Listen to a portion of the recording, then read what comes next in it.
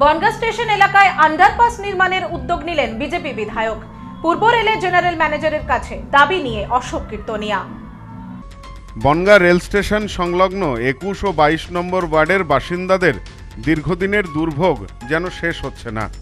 দুটি গুরুত্বপূর্ণ rail line পেরিয়ে যাতায়াতের জন্য নেই কোনো আন্ডারপাস বা রেলওয়ে ওভারব্রিজ। ফলে স্থানীয়দের প্রতিদিনই প্রাণের ঝুঁকি নিয়ে রেল লাইন পার হতে হয়। বিশেষ করে রাতের বেলা ট্রেন লাইনে যখন বেশি সংখ্যক ট্রেন দাঁড়িয়ে পড়ে তখন সমস্যা আরও তীব্র হয়। অসুস্থ কাউকে হাসপাতালে নিয়ে যেতে হলে ঘুরপথে যেতে হয়, যা পরিস্থিতিকে আরও জটিল করে তোলে। এতদিনের এই দাবি নতুন করে জোরদার হয়েছে অমৃত ভারত প্রকল্পের কাজ শুরুর পর।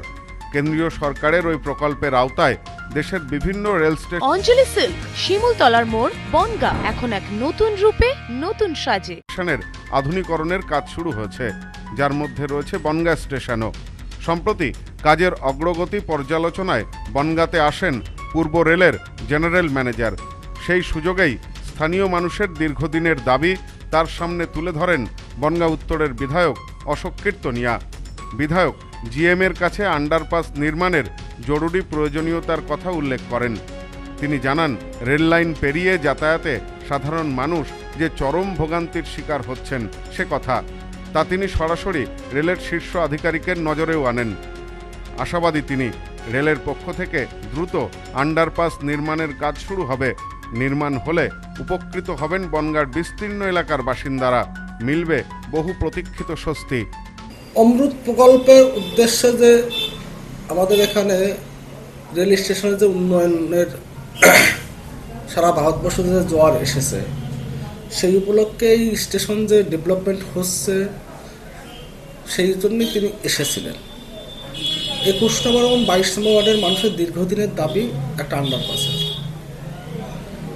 আমি বিগত দিনেও ডিআরএম এসেছিলেন, তার সঙ্গে কন্ট্যাক্ট করেছি। গত দিনে জিএম এসেছিলেন, তার সঙ্গে কথাবার্তা বলেছি। তিনি আমাদেরকে আশ্বাস দিয়েছেন আগামীতে যত দ্রুত সম্ভব আন্ডারপাসটি করার ব্যবস্থা করে দেবেন এবং সেই সাথে 21 নম্বর এবং 22 নম্বর ওয়ার্ডের যে মানুষের যে সমস্যা, সেই সমস্যার সমাধান হবে। টাইম লাগবে, সরকারি প্রকল্পের কাজ তো সময় লাগবে, কিন্তু আগামীতে যেহেতু লক্ষ লক্ষ কোটি টাকা রেলের ডেভেলপমেন্টের জন্য অশ্বিনী বৈষ্ণবজি খরচ করছেন, তাকেও সে মেসেজ পাঠিয়ে দেওয়া হয়েছে। তিনিও কমিটমেন্ট করেছেন। আমি বিগত দিনে তাকে চিঠি দিয়েছিলাম, তার সঙ্গে দেখা করে কথা বলেছিলাম।